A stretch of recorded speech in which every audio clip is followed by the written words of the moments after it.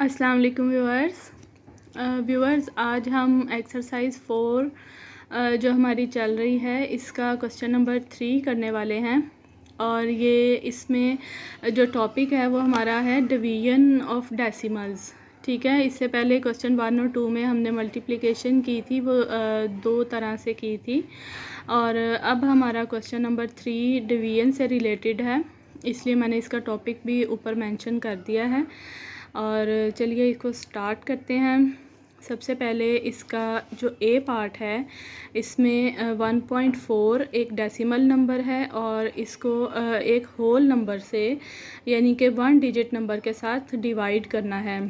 तो व्यूअर्स, इसकी जो डिवीज़न है वो बिल्कुल सिंपल होती है, जैसे हम दूसरे नंबर्स को डिवाइड कर रहे होते हैं। लेकिन सिर्फ इसमें थोड़ा सा ये आपने ध्यान रखना होता है कि जैसे हमारा जो क्वेश्चन है उसमें हमें डेसिमल नंबर दिया गया है, तो हमारा आंसर भी डेसिमल में ही आना चाहिए। ठीक है, अब ये देखें, जैसे सिंपल इसको डिवीजन मेथड से हमने इसको डिवाइड करना है।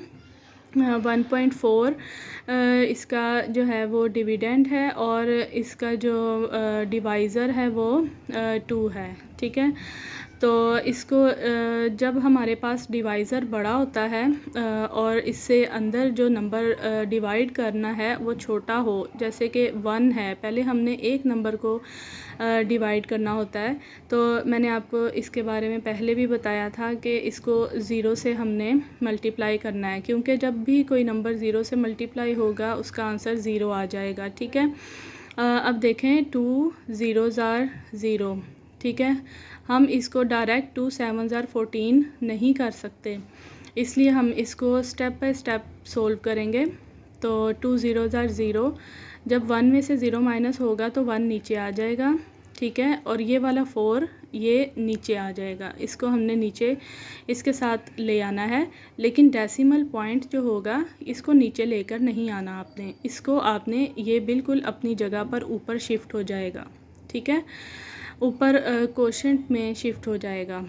अब 14 हो गया, अब हम इसको डिवाइड कर सकते हैं।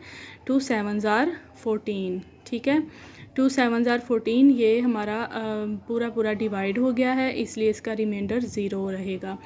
और इसका जो हमारे पास आंसर आया है वो 0.7 है। नीचे आप इस तरह से क्वेश्चन मेंशन करके सामने उसका आंसर लिख देंगे कि जब हमने इसको डिवाइड किया 2 से तो हमारे पास 0.7 इसका आंसर आ गया। ठीक है, इसी तरह ये इसका बी पार्ट है, इसमें भी 1.8 को 9 से डिवाइड किया गया है और 9 चूँकि 1 से बड़ा है, इसलिए सबसे पहले हम इसको 0 से मल्टीप्लाई करेंगे तो ये 0 हो जाएगा। 9 ज़ीरोज़ आर 0, 1 माइनस होके नीचे आ जाएगा और यहाँ से 8 भी इसके साथ नीचे आ जाएगा। ठीक है, अब 18 हमें पता है कि 9 के टेबल में 18 2 पे आता है। 9 2s आर 18।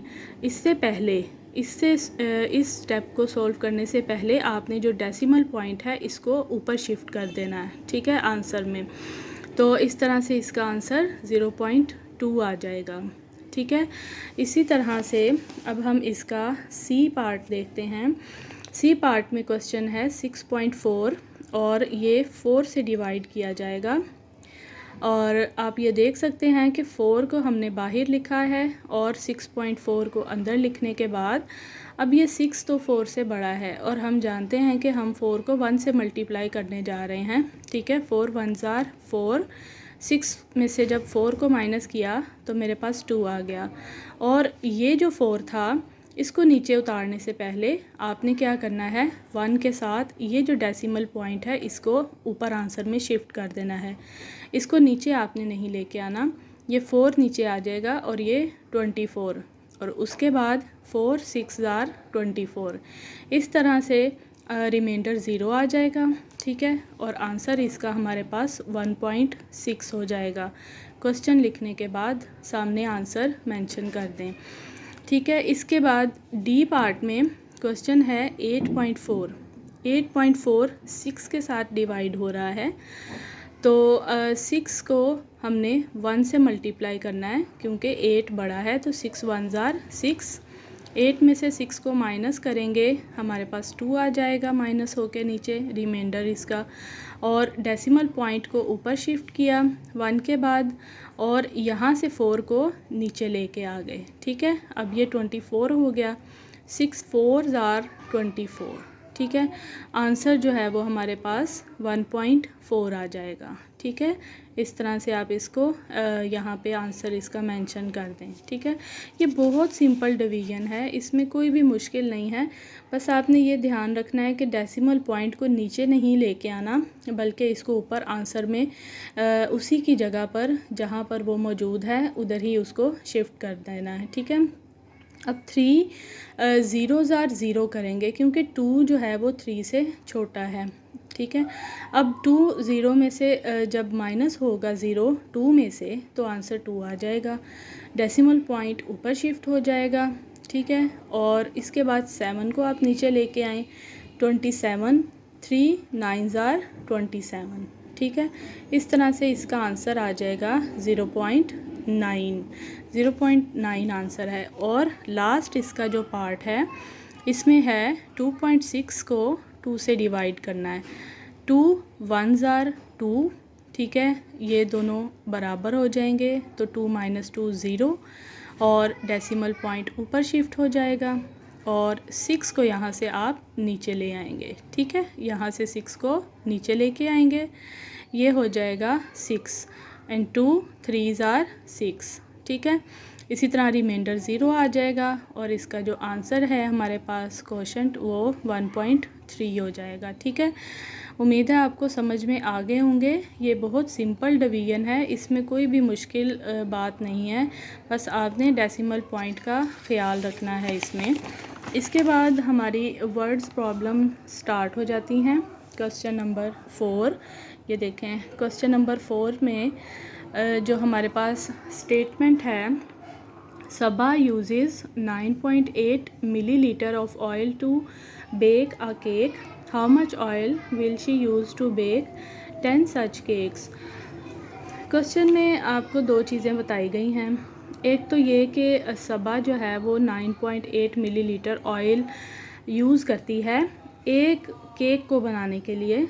ठीक है, एक केक को बेक करने के लिए 9.8 मिलीलीटर ऑयल यूज़ कर रही है, और वो इसी तरह के 10 केक्स को बेक करने के लिए कितना ऑयल यूज़ करेगी।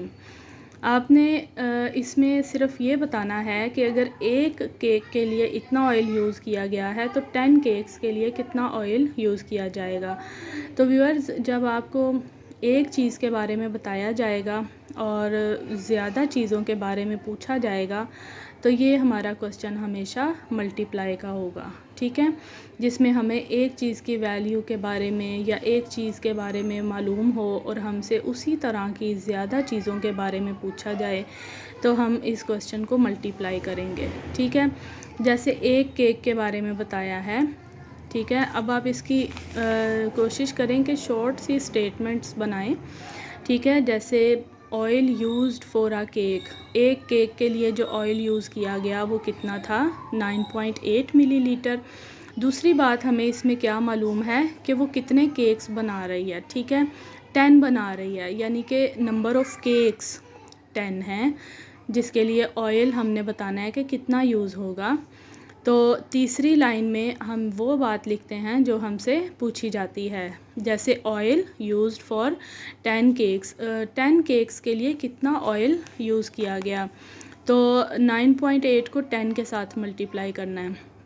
अब आप अगर इसको और से देखें तो इस तरह के क्वेश्चन में मैंने आपको बताया था कि जब आपके पास 10, 100 या 1000 में से कोई नंबर होता है तो आपने इसको किस तरह से मल्टीप्लाई करना है, वही वाला आपने यहाँ पे मेथड यूज़ करना है। ठीक है, डेसिमल पॉइंट को रिमूव करना है, 1 आ जाएगा, राइट साइड पे 0 आ जाएगा, मल्टीप्लाई 10 से हो रहा है, ये फ्रैक्शन हो जाएगा, और ये मल्टीप्लाई 10 से हो रहा है, यहाँ पर हम इसकी कटिंग कर देंगे। वही मेथड जो क्वेश्चन नंबर 1 में यूज़ किया था, ये वही मेथड है। ठीक है, 98 मल्टीप्लाई बाय 1, ठीक है, और 98 मल्टीप्लाई बाय 1 98 मिलीलीटर हो जाएगा। ठीक है, इसके बाद आप इसकी ये स्टेटमेंट लिखेंगे। So she will use 98 millilitre oil to bake 10 cakes. ठीक है, कि वो जो है वो 10 केक्स बनाने के लिए 98 मिलीलीटर ऑयल यूज़ करेगी। इसके बाद हमारा क्वेश्चन नंबर 5 है। क्वेश्चन नंबर 5 ये हमारी बुक में है, टेलर वाला। ठीक है, आ टेलर यूजेस। तो ये देखें, a tailor uses 2.5 metre cloth to make a shirt. एक जो दर्जी है वो एक शर्ट बनाने के लिए 2.5 मीटर कपड़ा इस्तेमाल करता है। How much cloth will he use to make 8 similar shirts. वो इसी तरह की 8 अगर शर्ट्स बनाएगा तो वो कितना कपड़ा यूज़ करेगा। ठीक है, इसमें भी हमें एक शर्ट के बारे में बताया गया है और हमसे 8 के बारे में पूछा गया है, यानी कि एक चीज़ का बताया गया है और ज़्यादा का पूछा गया है। और इस तरह का क्वेश्चन हमेशा मल्टीप्लाई का होता है। ठीक है, अब इसमें भी आप शॉर्ट स्टेटमेंट बनाएं, जैसे cloth used for a shirt. एक शर्ट के लिए जो कपड़ा यूज़ किया गया वो है 2.5 मीटर। और दूसरी बात, हमें इस स्टेटमेंट में ये मालूम है कि कितनी शर्ट्स उसने बनानी है, तो वो 8 हैं। ठीक है, नंबर ऑफ़ शर्ट्स 8 और क्लॉथ यूज्ड फॉर 8 शर्ट्स। ये हमने बताना है कि 8 शर्ट्स बनाने के लिए कितना कपड़ा इस्तेमाल किया गया। तो 2.5 को 8 के साथ मल्टीप्लाई कर देना है। ठीक है, अब यहाँ पे जो मल्टीप्लिकेशन है ये वो वाला मेथड यूज़ करना है आपने जो हमने क्वेश्चन नंबर 2 में किया था, यानी कि जिसमें आप सिंपल मल्टीप्लिकेशन करते हैं लेकिन डेसिमल पॉइंट को उसकी जगह पर आंसर में लिखते हैं जहाँ पे वो क्वेश्चन में आपको दिया गया होता है। तो इस तरह से आप मल्टीप्लाई इसको यहाँ कर लेंगे सेपरेट। ठीक है, 8 को 5 से जब मल्टीप्लाई करेंगे 40 का ज़ीरो यहाँ पे आ जाएगा और 4 कैरी 2 के ऊपर चला जाएगा। सिंपल मल्टीप्लिकेशन होती है लेकिन डेसिमल पॉइंट के नीचे डेसिमल पॉइंट अपनी जगह पर आएगा। ठीक है, अब 8 2 ज़ार 16 में जब 4 ऐड करेंगे तो ये 20 हो जाएगा। ठीक है, अब जब ऐसी कंडीशन आ जाती है जिसमें डेसिमल पॉइंट के बाद ज़ीरो होता है तो डेसिमल पॉइंट और ज़ीरो ये दोनों ख़त्म हो जाते हैं, इन दोनों की कोई भी वैल्यू नहीं रहती, सिर्फ ये होल नंबर हमारे पास बाकी रह जाता है। ठीक है, डेसिमल पॉइंट और इसके बाद ज़ीरो ये दोनों ख़त्म हो जाएंगे। अब हमारा आंसर असल में 20 है। ठीक है, अब ये देखें, आप इसको इस तरह से लिखेंगे। So he will use 20 metre cloth to make 8 shirts. ठीक है, कि वो 8 कमीज़ें बनाने के लिए 20 मीटर कपड़ा इस्तेमाल करेगा। ठीक है, इसमें हम 20.0 नहीं लिखेंगे, जैसे मैंने आपको भी बताया है कि पॉइंट और ज़ीरो दोनों की वैल्यू ख़त्म हो जाती है अगर पॉइंट के बाद ज़ीरो आ जाता है, तो ये सिर्फ 20 मीटर रह जाएगा। ठीक है, उम्मीद है आपको मेरी वीडियो पसंद आई होगी और आपको समझ भी आ गई होगी कि जो भी मैंने आपको इसमें एक्सप्लेन किया है। अगर आपको मेरी वीडियो पसंद आ गई हो तो मेरी वीडियो को लाइक कर दें और मेरे चैनल को सब्सक्राइब भी कर दें। Thank you.